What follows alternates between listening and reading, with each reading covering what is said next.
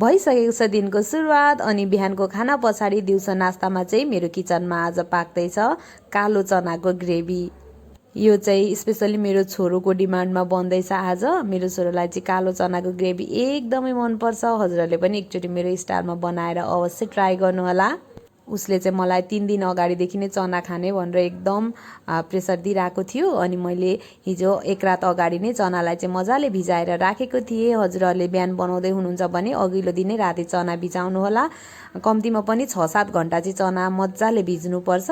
अब यो भिजेको चनालाई चाहिँ मजाले सबै पखालेर धोएर अनि एउटा प्रेसर कुकरमा म चाहिँ ट्रान्सफर गर्दैछु।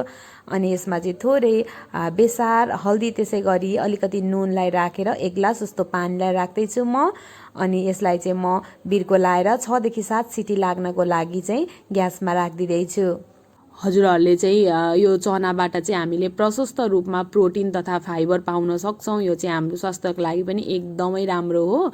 अनि अब यसलाई चाहिँ सिटी लागुन्जेल चाहिँ म अरू भेजिसहरू काटकुट पारेर तयार गर्नेछु। मैले चाहिँ यहाँ एउटा ठुलो साइजको प्याजलाई लिएको छु। अब यसलाई चाहिँ एकदम मसिनो गरेर काट्दैछु म चाहिँ।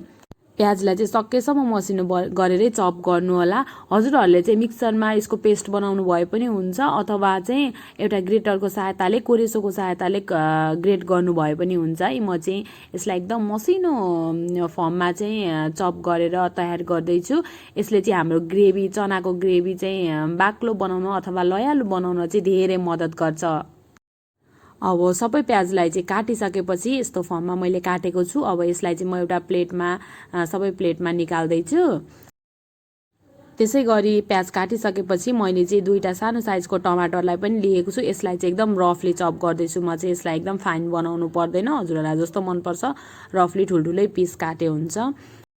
यसले पनि हाम्रो ग्रेभीको चाहिँ स्वाद एकदमै मिठो बनाउँछ। ल मैले टमाटर पनि सबै चप गरिसकेँ। अब म चाहिँ यतातिर मस्त चियाको सिप लिँदै सिटीको वेट गर्दैछु। 6 सिटी जति लागिसकेपछि यसको हावा चाहिँ आफै रिलिज हुन दिएको छु मैले। अब यसलाई चाहिँ म खोलेर चेक गर्दैछु हाम्रो चना चाहिँ कतिको पाको त हामी हेरौँ है एकचोटि खोलेर। एकदम तातो बाफ उडिरहेको छ यसबाट चाहिँ। अब म यसलाई चाहिँ चेक गर्दैछु।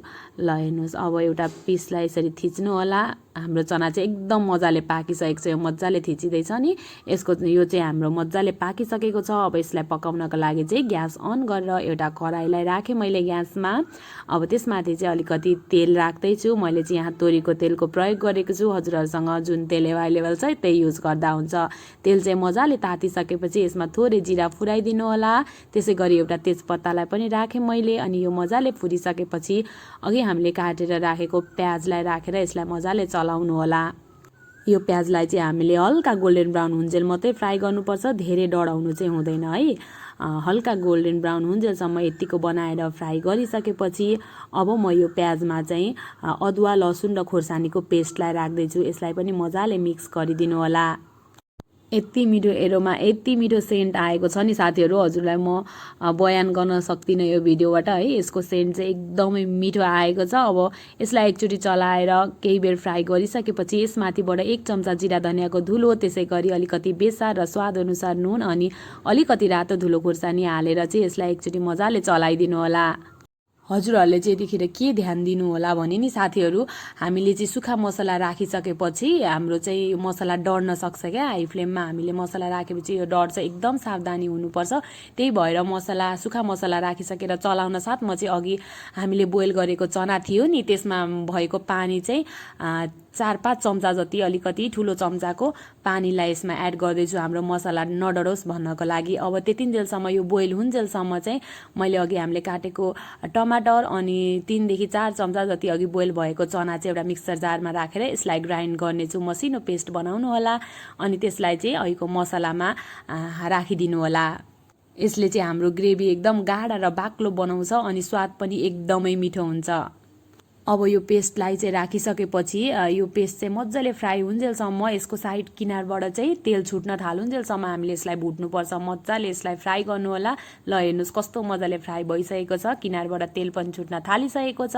अब यो सबै चना चाहिँ म पानीसहित सबै चना प्रेसर कुकरको सबै चना चाहिँ अघि बोइल गरेको यो मसलामा चाहिँ ट्रान्सफर गर्दैछु। सबै चनालाई मैले राखिसकेँ, पानीसहितै राख्नु होला, यसको पानी नफाल्नु होला, किनभने बोइल हुँदाखेरि सबै हाम्रो यो चनाको न्युट्रिसन चाहिँ पानीमा पनि गएको हुन्छ नि त। अनि अब यसलाई छोपेर चाहिँ लो फ्लेममा केही बेर यसलाई 5 मिनट जस्तो चाहिँ पाक्न दिनु होला। अब यो पाकुन्जेल चाहिँ यतातिर म हरियो धनियाँलाई मसिनो गरेर चप गर्दैछु। धनियाँलाई मसिनो गरेर चप गरिसकेपछि अब म यसमा मैले एउटा जिन्जरको स्लाइस पनि लिएको छु। यसलाई पनि म लामो लामो सेपमा चाहिँ यसलाई गार्निस गर्नको लागि चाहिँ काटेर तयार गर्दैछु। एज युज यो चाहिँ टोटली अप्सनल हो। ल मैले चप गरेर भ्याइसकेँ। अब 7 मिनट जस्तो पाकिसकेपछि म चेक गर्दैछु। वाउ कस्तो मिठो एरोमा आएको छ हाम्रो चनाबाट। अब यसमाथिबाट चाहिँ म अघि काटेको हरियो धनियाँलाई राखिदिँदैछु। त्यसै गरी अघि नै स्लाइस गरेर राखेको अदुवालाई पनि यसमाथि राख्दैछु। हाम्रो चनाको ग्रेभी चाहिँ रेडी भइसकेको छ। ल हेर्नुहोस् म हजुरहरूलाई चलाएर देखाउँदैछु। यस्तो दामी मेरो मुखबाट त अहिले नै पानी आइसक्यो। अब यसलाई चाहिँ म सर्भ गरेर पनि देखाउँदैछु। हजुरहरूले चाहिँ यसरी चना बनाएर घरमा नास्ताको रूपमा पनि लिन सक्नुहुन्छ। त्यसै गरी बच्चा बच्चीको टिफिनमा पनि हजुरहरूले राखिदिन सक्नुहुन्छ। त्यसै गरी ठुलो मान्छेकै टिफिनमा पनि लन्चमा पनि हजुरहरूले चाहिँ यो बनाएर राखिदिन सक्नुहुन्छ। हेर्नुहोस् त कस्तो राम्रो देखिएको छ। म चाहिँ थप यसमाथिबाट हरियो धनियाँले यसलाई गार्निस गर्दैछु। यति भएपछि मेरो छोरो पनि खुसी। हजुरहरूले पनि एकचोटि बनाएर अवश्य ट्राई गर्नुहोला। अर्को ब्लगमा फेरि भेट्ने नै छु। त्यतिन्जेलसम्मको लागि बाई।